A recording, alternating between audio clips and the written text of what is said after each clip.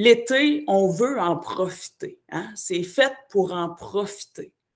On veut se la couler douce, être à sa bonne franquette. On va parler souvent l'été hein, de terrasse, de visites qui arrivent à la maison, de vacances. On veut se déstabiliser en même temps. On veut changer le rythme de la routine. Pour nous, l'été, là, depuis qu'on est jeune, c'est signe d'euphorie, de changement surtout de rythme de vie. Depuis qu'on va à l'école, qu'on a ce sentiment-là. Et ça revient, hein? À chaque été, là, on a cette fébrilité-là qui arrive, puis on se dit, OK, quelle aventure qu'on va avoir cet été, tu sais, même si c'est des petites aventures locales, même si c'est d'aller au marché la fin de semaine, bref, on le sait qu'on a du fun, hein? Saviez-vous que l'été, puis là, je vais sortir des statistiques, je vais sortir des résultats d'études. Fait que les gens qui aiment les maths, là, les gens qui aiment les statistiques, vous allez aimer ça. Puis il y en a beaucoup qui vont être surprises parce que moi, j'ai tombé en bas de ma chaise. L'été, on prend plus de poids que l'hiver. Il y a plus de gens qui prennent plus de poids l'été que l'hiver. Tabarouette! Moi, je ne savais pas ça. Moi, j'ai toujours pensé que c'était l'hiver qu'on se faisait une petite... on se faisait une petite peau, là, on se faisait un petit peu de réchauffage, là, du chauffage naturel. Ben non, zéro qu'une barre, c'est l'été.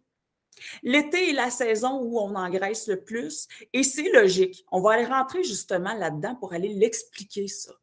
Et non seulement ça, on sort du printemps. Hein? Le printemps, c'est la saison, imagine-toi donc, où on perd le plus de poids, statistiquement parlant.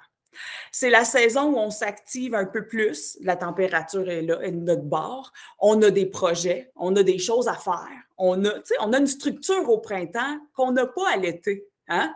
On a aussi encore le relent de notre structure qu'on a eu pendant l'hiver, ça continue à être là pendant le printemps, puis on commence à bouger un peu plus, on dégèle, tu sais, et on perd plus au printemps.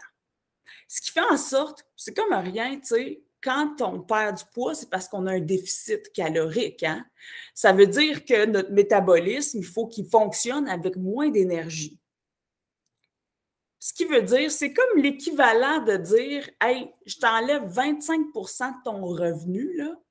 Maintenant, fonctionne avec ça. » On ne sera pas heureuse, là, hein? Dire ça, ouf, pas sûr, ça me tente, là. Mais notre métabolisme n'est pas plus heureux de fonctionner à déficit.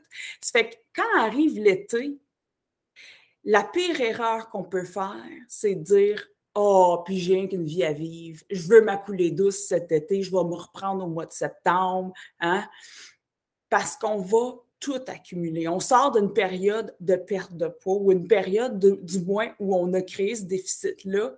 La dernière chose qu'on veut faire, c'est se mettre à absorber toutes ces calories-là qu'on va avoir. L'été, on augmente de calories par jour environ en moyenne entre 300 et 500 calories de plus par jour. En moyenne, quand on fait attention. Quand on fait attention, ça peut être plus, là, remarque, là.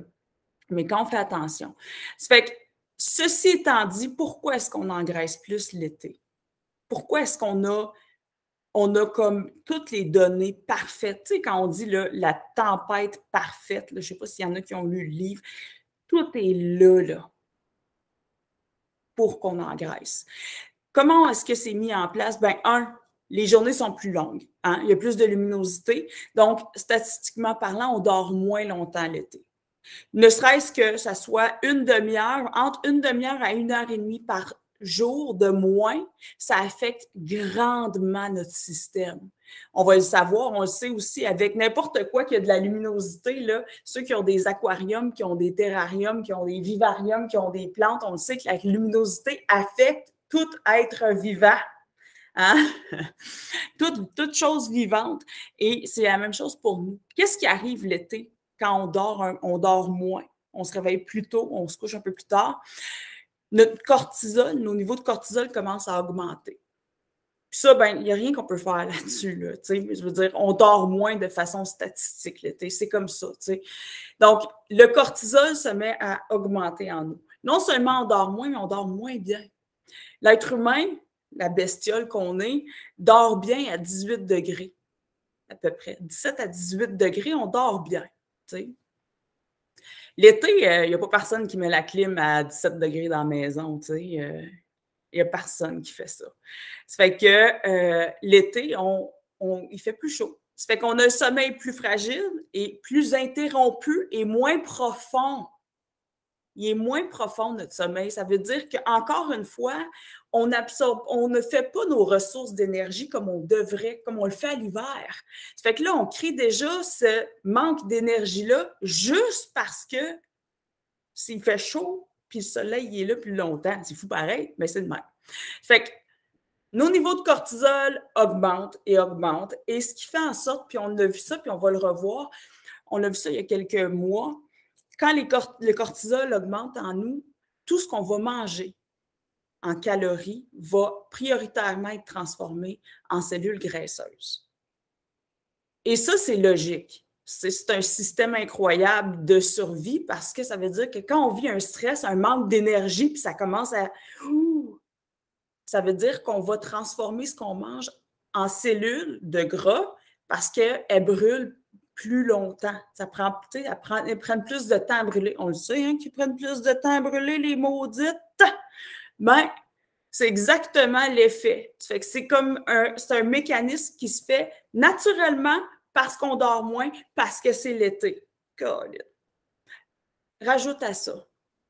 Statistiques, on y va en statistiques encore. L'hiver, on connaît des températures extrêmes, hein, des froids sibériens. L'été, on connaît d'autres températures extrêmes qui sont les canicules, la chaleur humide. Hein.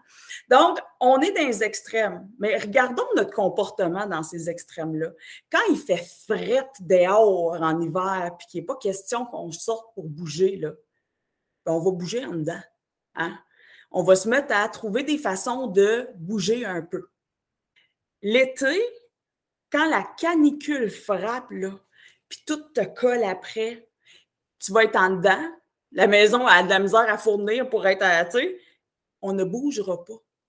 Statistiquement parlant, puis même si tu regardes un aquarium, là, tu sais, les poissons en aquarium, là, je ne sais pas s'il y en a, moi j'ai eu des aquariums une bonne partie de ma vie adulte, c'était une passion. Puis la température de quelques degrés va affecter le niveau d'énergie des poissons. Hein? Fait que, mais c'est sûr que si tu la mets plus chaude, ils vont tous être de même. T'sais. Tes poissons, ils ne bougeront pas fort. C'est la même affaire pour nous autres. Ça fait que au niveau de la température, on bouge moins l'été parce qu'il fait chaud. On veut préserver notre énergie parce que c'est drainant avoir chaud. Ça fait que ce qui fait encore là monter nos niveaux de cortisol, non seulement ça, l'été, on a plus de luminosité, ça veut dire qu'on a plus aussi d'opportunités. On regarde ça là, à 4 heures le soir, l'hiver, là, quand il fait noir, là, on s'installe tranquille à la maison. On a un environnement beaucoup plus contrôlé. Hein? En hiver, là, je ne parle pas des 2 semaines de Noël, là, mais en hiver, on a notre épicerie, mais en été, on trotte, hein? On reçoit de la visite, on trotte, on va ailleurs, on trotte en soirée, tu sais, des choses qu'on ne ferait pas en hiver, en soirée, on va le faire en été. Il y a plus de tentation et d'ouverture à la tentation. Et là, avec des niveaux de cortisol qui sont plus élevés, on a des rages de sucre. Ça vient avec. Ça vient ensemble, pas le choix. Même quelqu'un qui n'est pas une bébête à sucre, d'un coup, va vouloir avoir un popsicle.